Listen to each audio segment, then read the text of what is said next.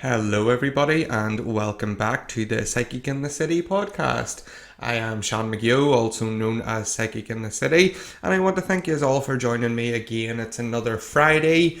It is currently just before 7 a.m. when I'm recording this because I've had a pretty busy week, and I'm not long off my little morning study group. And I'm good to go, and let's get going today, I suppose. But how has your week been? Please do call in and let me know. I'm listening. I'm ready to take your call.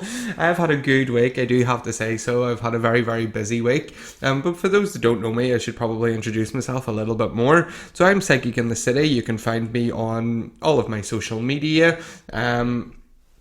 Under that given name, and I am an international TV medium and author of the best-selling book Tarot for Modern Times. I can't believe I'm actually drawing a blank here at what I do. And I'm also a RTT therapist, which is rapid transformational therapy, and I am absolutely loving it. So I've got my coffee here, so if I take a big drink of it, it might get me through the podcast a little bit quicker. Coffee, lovely. Yes, so that is what I do. That's what I'm all about. I teach, I demonstrate, I teach 2 internationally accredited training programs, my 8-month mediumship mentoring program, and my 6-month accredited tarot training program that is based on my book.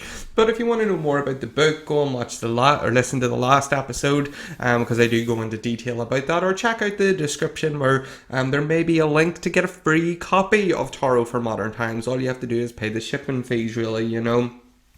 So yes, I've had a good week. My students are all coming on fantastic, and you know, I've been doing my one-to-one readings and seeing people for RTT and my study group. I got myself a new tattoo yesterday, which is beautiful. If you're on my social media, go on, check it out.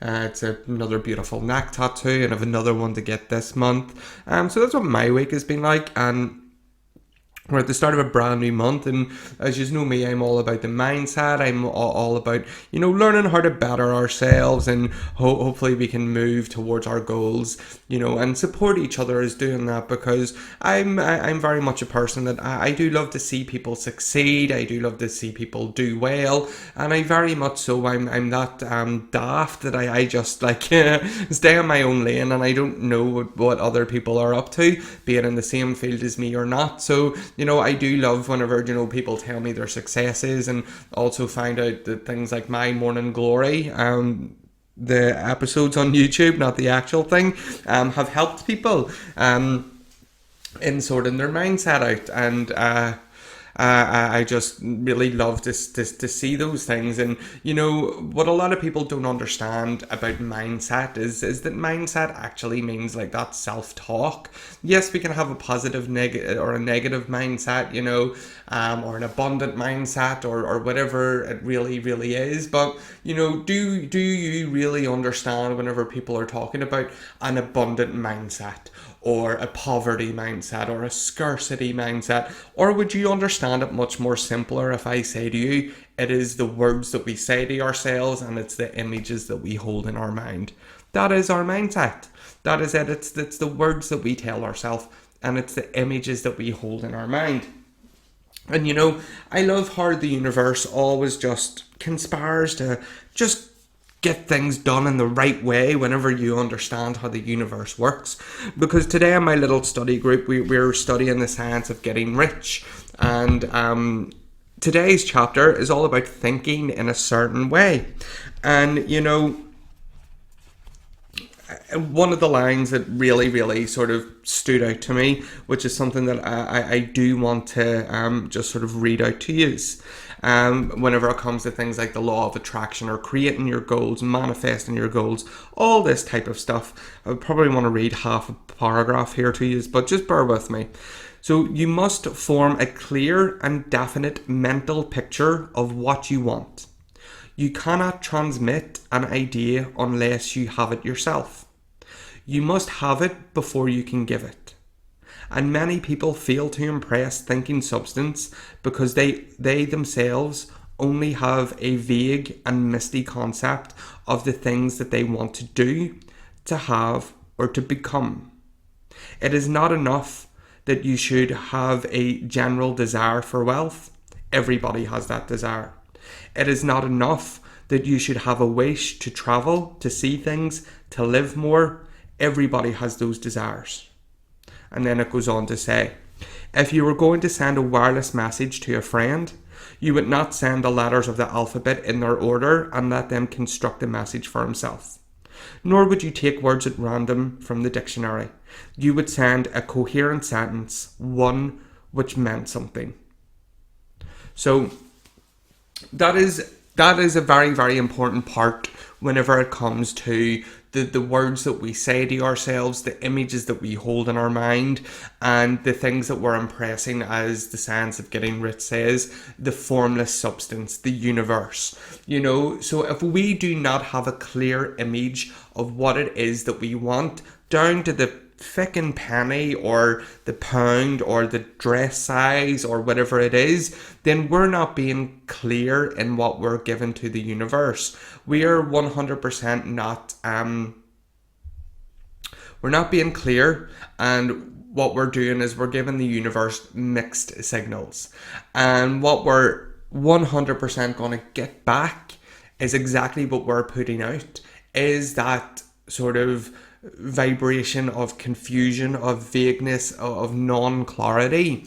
And I hear so many people time and time again say, oh, the universe is testing me. And I have to say, I'm afraid it's not, Linda. The universe is giving you exactly what you're asking for. The universe most certainly does not test you to see if you're worthy of something. The universe is giving you what you're perceiving as a test or a challenge or a difficult time, because that's what you've asked for, either knowingly or unknowingly. And now I'm really not going to be getting into the whole debate as like, well, why do bad things happen to good people? That's a whole nother podcast and a whole lot more episodes to talk about, really. But the universe is responding to the thoughts that we say to ourselves, and again, the images that we hold in our mind. So if we're, in the morning and we're doing our gratitude list and we're being grateful for all the things that we have and all the things that we're creating, but then we're spending the afternoon fighting with our partner, that's kind of, outweighing all the good that we've done. And whenever it's outweighing the good that we've done, then what seems to happen is we just end up with more situations like the arguing with the partner, even though that we've done our gratitude in the morning. And when we've done our gratitude in the morning, we tend to think that, that's it, and we're on to a winner, when we most certainly are not. So we definitely do need to very much keep track of all these thoughts, and not only just the thoughts, the actual things that we do say to other people. We need to be so aware of the things that we say, because one of these sayings that I hear very, very often from people is, we'll have that conversation and it starts off with, hiya, how are you? And people will always reply, I'm not too bad. And that's a phrase that I do not like, because what that is very much saying is, I'm bad, but I'm not too bad. Like, did you really just say that? Is that something that you're repeating to yourself on a regular basis? Because realistically, the more that you affirm out loud, not even thought-wise, but the things that you say out loud in actual words to other people, you're really, really affirming those. And say you talk to 10 people a day, and each one of those 10 people that you say, yeah, I'm not too bad, can you imagine how much that you're impressing that upon the universe? And the universe is going to go, okay, you're bad, but you're not too bad. Let's give you more of that. And this is something that I caught on to a little while ago. And I know for those that follow me on social media or even listen to me speak when I'm in the local spar, anytime someone asks me how I am, I've got into the habit of saying I'm fantastic. And now I'm not saying that this one thing alone has completely changed my life, but I'm going to say that it's been a great contributor, because not only am I affirming it to myself, I'm affirming it to other people. And the more more that I'm saying that, yes, I am fantastic, the more I start to look for things in my life that are actually going to back that up. It's all about our perspective, and we got to be very, very mindful of the words that we're actually using, not only whenever we're talking to ourselves, but that dialogue to other people. And it is a real game of like cat and mouse, if you want to call it that, trying to, keep on top of it. Try and be that positive person and really catch yourself on when you start to slip, or you start to come out of alignment or out of the vortex, or whatever way it is that you're looking at it. Whenever you start to slip and falter from this course of being this fantastic person, which I know that you all are, to start to, I'm not too bad. Like, did you really just say that? And how many of yous listening say that? How many of you are going, uh-oh, I actually do say that, And I'm very much about the inner dialogue, the words that we say to ourselves. Obviously, as someone that is an RTT therapist, that's the rapid transformational therapy, and with all the work that I'm doing with my clients, it is just so fascinating. Just even like having the consultation calls with my clients, to hear how they actually describe themselves, how they feel about themselves. I would work an awful lot with weight loss with people, and installing things like the hypnotic gastric band, and also working with things like confidence, and also I think I've been working with the past little while is fertility problems, and particularly unexplained fertility, and see the words that my clients use in a descriptive way to talk about their current issue. It's crazy that is the dialogue that goes on. And I'm not saying it's just my clients, because I've been guilty of it at times, even as someone that is sitting here, right now, talking about, trying to promote being positive and being your authentic self. We do gotta be so careful, and I know I sound like a broken record here, but it's because I can't drive this point home enough, that from seeing this with experience, and then being able to use like rapid transformational therapy to break those beliefs, to shake up that inner dialogue with people, and to help someone install the new conversation, that new inner conversation, where it's like they're feeling confident, they're feeling good, they're making better choices in their life. And it's such an absolutely remarkable thing to see, because it does not only move us towards our goal, but it moves our goal towards us quite rapidly, because we know we're now instructing our mind that this is exactly what we want. And when we're instructing our mind, we're impressing that upon the formless, the formless substance that's around. You probably know that I'm very into the science of getting rich by using things like the formless substance.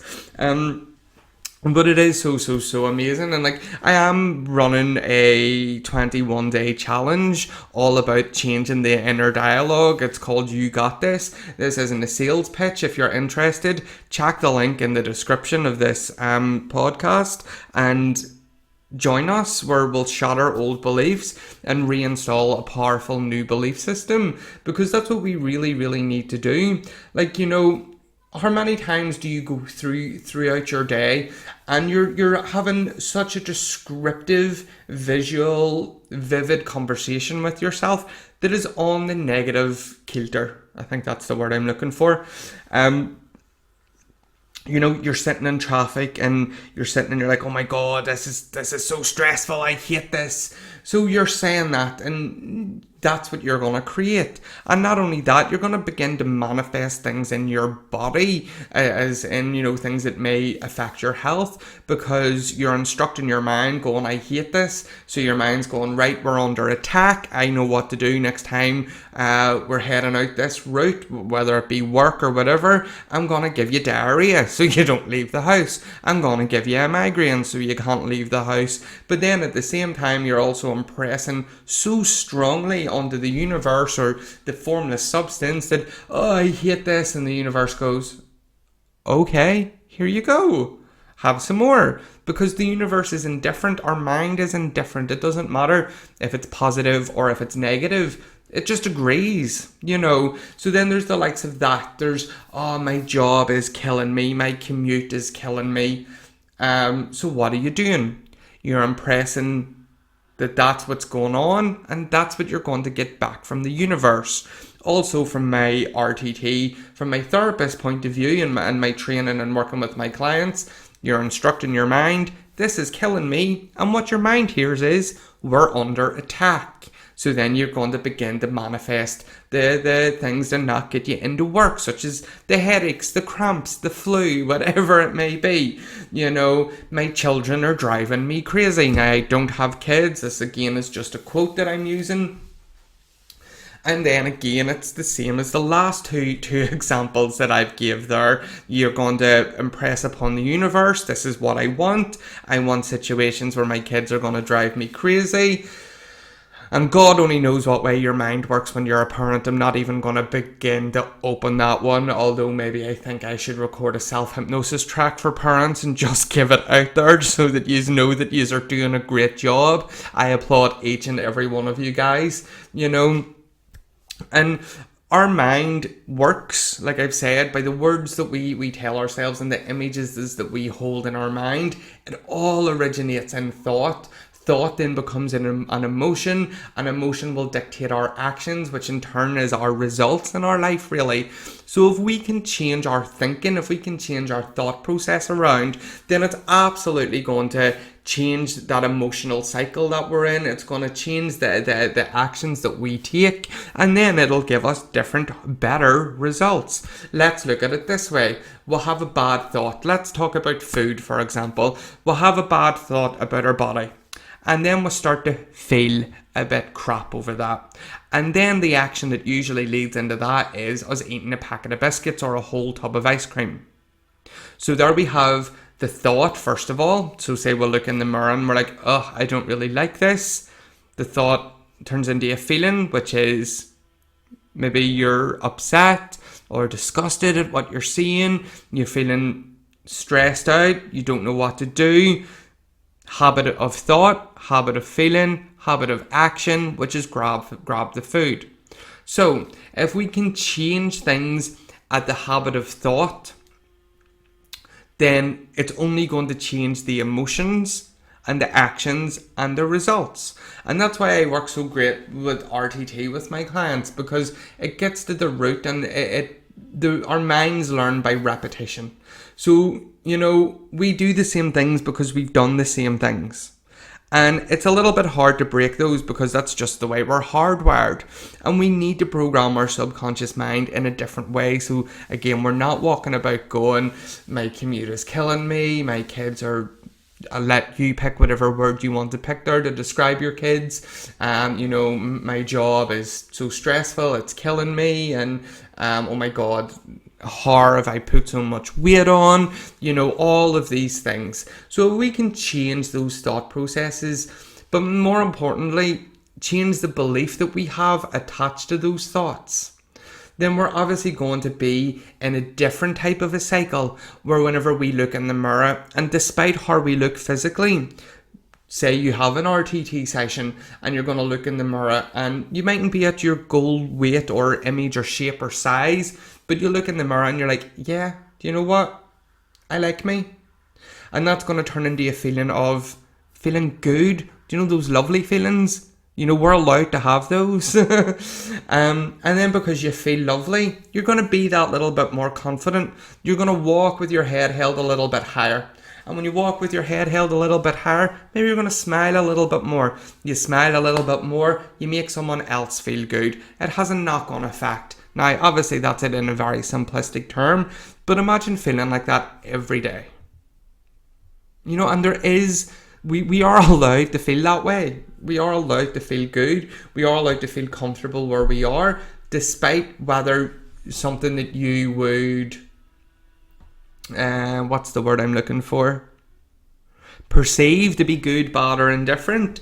Doesn't matter what it is, you're still allowed to feel good. Like, everybody is on a journey, and we can either feel bad about where we're at with our family, with our finances, with our job, with our weight, with our relationships. It doesn't matter where we are, we can still begin to look for the good. And this isn't me going to sit here and be like, oh, just do a gratitude list and you'll be lovely, because change takes work. And there's loads and loads and loads of different things that we can do in order to change our mindset, to change our inner dialogue, which will change our feelings and change our actions. And obviously, as doing the work that I do, I'm a big advocate for meditation. We don't meditate in life to get good at meditation. We meditate to get good at life. And beyond meditation, like, my number one thing is RTT. Hands down, it's a winner for me. It's a winner for all of my clients that have booked me. But I do know that there's other things out there, and it's all about finding the thing that works for you. Like, I've invested time, money, and energy in different programs to do with the mindset and to help with productivity, and that they're all amazing things. You just gotta find the thing that works for you. If you can retrain your brain, you can transform your life, absolutely. But it all really boils down to, can you really begin now to have a different dialogue with yourself and with other people around?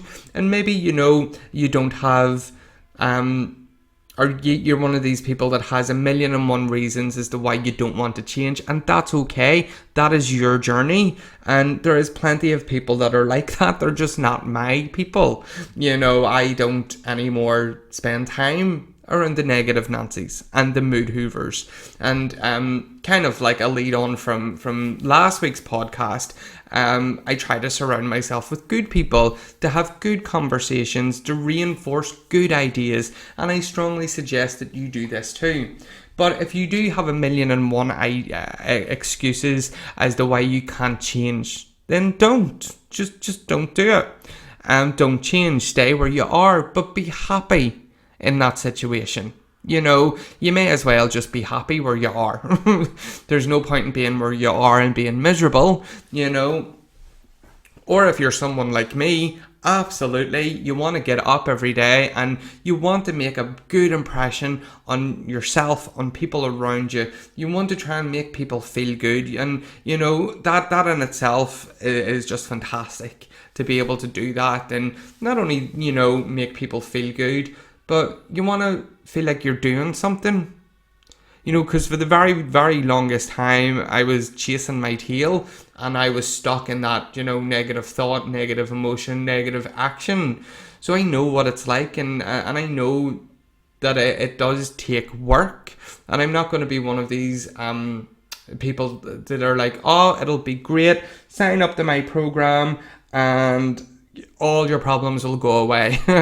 Because I know that things aren't like that, and I know that it does take work, and that's just it. And I'm going to be honest, you either want it or you don't, and sometimes people don't want to change, and that's okay. You will notice that by the things that they say and the actions that they have.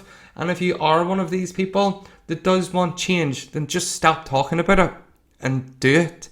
Absolutely make change for you and for your family, or your friends. Set that good example that if I can do it, you can do it too. And that's something that I really hope that I'm able to do for people, knowingly or not. Knowingly is hope that someone can go, oh well, look, like I went to school with him, or we grew up together, and look, he's making something of himself, and he's putting himself out there, and he's living a life by design, really, not by default. And I hope that can inspire other people to do it too. But again, I've went off topic. But do just watch how you talk to yourselves, guys. It's a very, very big thing, because we're in our own head 24/7. And if we can start our day on a good thought and maintain it, fabulous. If we can go to bed and have a good thought, even better, because our brain, our subconscious mind, is going to be working away on those good thoughts, you know. And there's loads and loads of things that you can do, like stop watching scary movies in bed, start, you know, listening to like a Power Life script or positive affirmations, or what I get my clients to do is listen to their self-hypnosis track from their RTT sessions, you know. So there's loads that can actually be done. So yeah, that's pretty much what this week's podcast is all about. If you do have any questions, do fire them in the comment section, and do like, subscribe, and check me out on social media, guys. Have a fantastic weekend, and I will check in with you next week. Bye bye.